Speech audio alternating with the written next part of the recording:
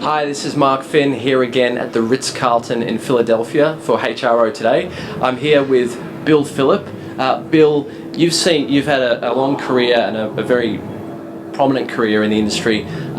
What are you seeing coming out of today, and what are some of the key takeouts that you're taking away from this conference? Yeah, and thanks for having me. I've been to the HRO Today functions for several years, and every year I'm impressed by the level of kind of innovation that we're seeing, and I think on the recruitment side and the sourcing side, we continue to see new innovation, new technology.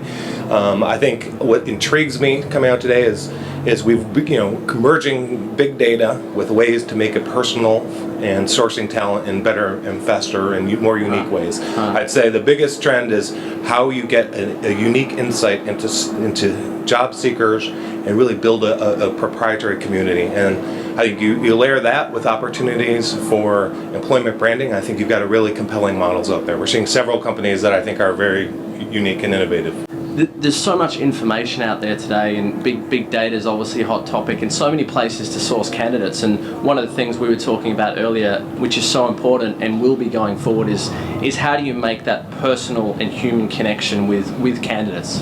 Yeah, I think it really comes down to that. I mean, it's easy to source lots of volume, but what does it mean? And in this level of, I think one of the big trends is, understanding the engagement you get in your workforce. A smarter workforce, more engaged. A lot of the data around that is compelling.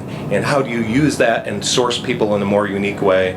Find what they're passionate about. What really makes them want to come into work. And we talk a lot about the new generational issues and the millennials. I think it transcends that personally, but people want more than just a job. They want a mission in life.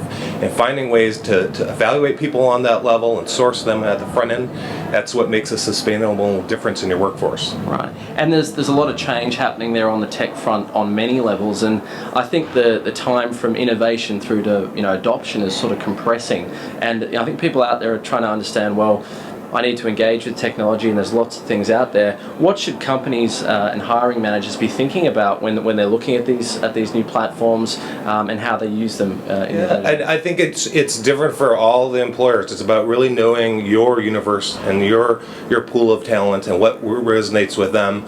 I do think if a picture is 1,000 words. A lot of the video-related technology creates a very unique perspective to understand those people, a way to assess them internally. I think the mobile side is really, really neat, and for lots of elements of the population, that is a really intimate way to interact with them. You can kind of combine that technology with unique insight or differentiated registration paths, and you can get some really unique ways to reach out to people and bond a community. So. Right. In the same way, I used this example a little earlier, in the same way that when you're going to a restaurant, often the first way that you'll engage with that restaurant, if you haven't been there, is you look them up on your mobile. And if they don't have a nice mobile optimized site, or if the job application page in that example is not not accessible to candidates on a mobile, that is something that is a big gap that companies aren't it's lagging.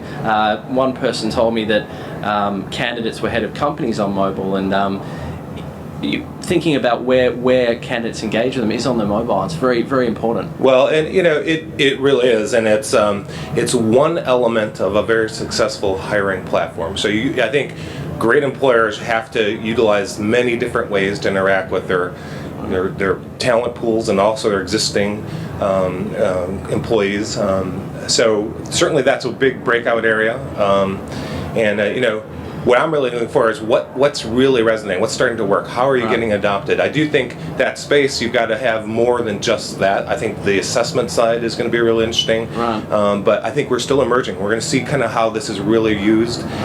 First generation adopters kind of are experimental, and we'll see this evolve over time. So I don't think anyone really has the secret sauce yet. Right.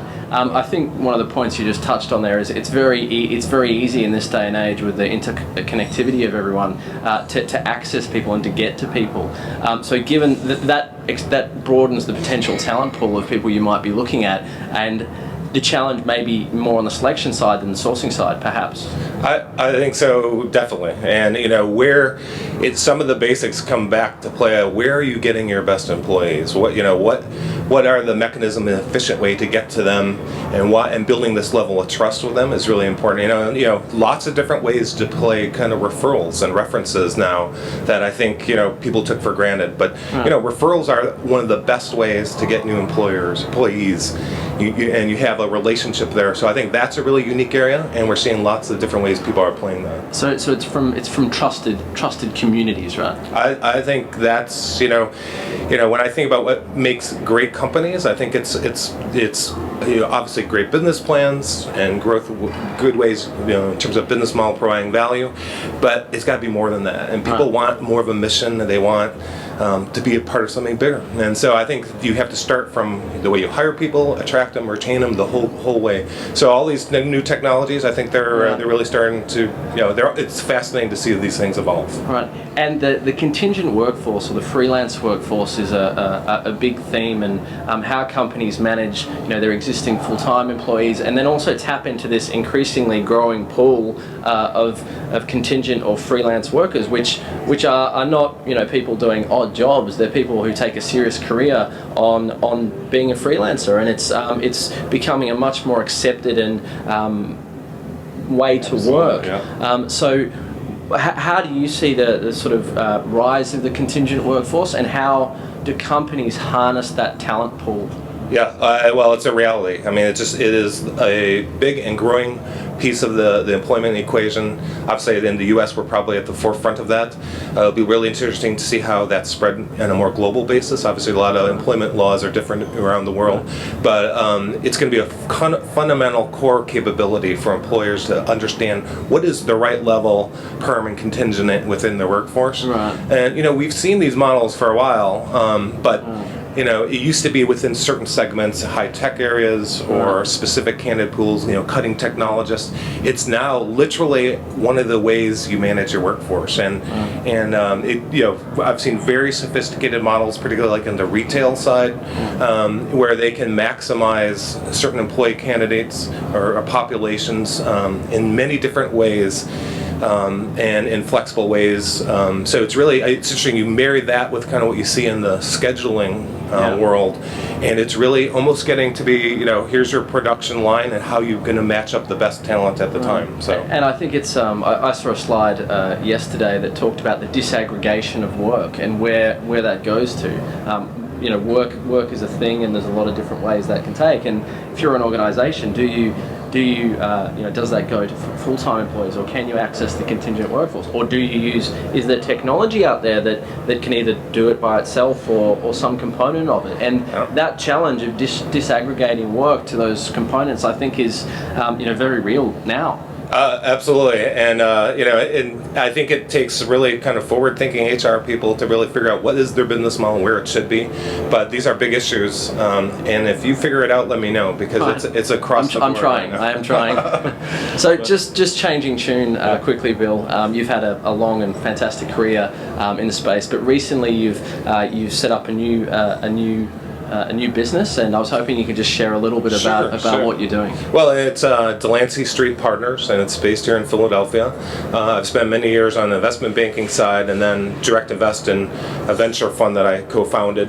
And I think this is really just the evolution of what I think I have done well and where I want to compete. It really combines kind of a longer-term partnership and being able to work with clients at any stage of their evolution. So if it's a younger company and they're looking for traction, we have a kind of a flexible approach for our business model to be able to help them grow to the next stage and hopefully really partner with them along the way. So it's both a combination of what you would think of a more traditional investment banking, advisory work, as well as kind of the alignment you get from being an investor and knowing an industry. So we're really just trying to, sound simple, but make a difference in our clients' success. Right.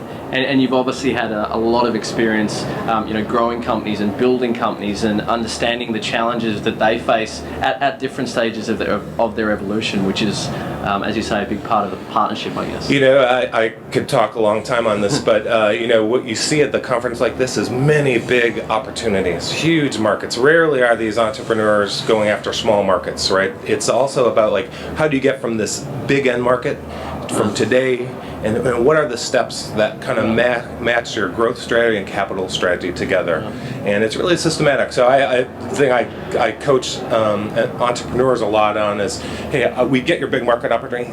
Walk us through what are the milestones the next 12 months, 18 months, 24 months that you're getting there, so you can measure them. And I think that it's never been more difficult to raise capital right now.